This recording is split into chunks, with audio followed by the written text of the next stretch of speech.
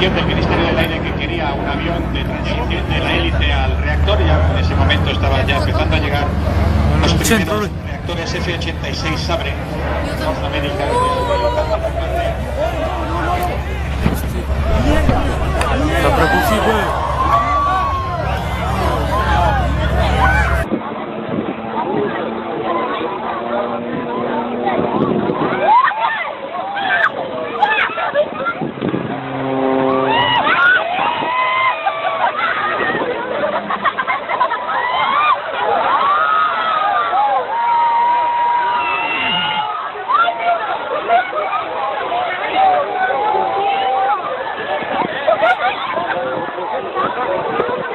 You have to fight the wind, and then you have to get yourself back upright.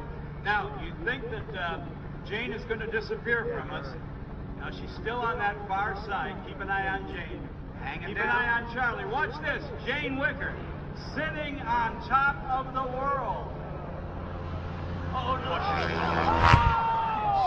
Martin, get away. Get up.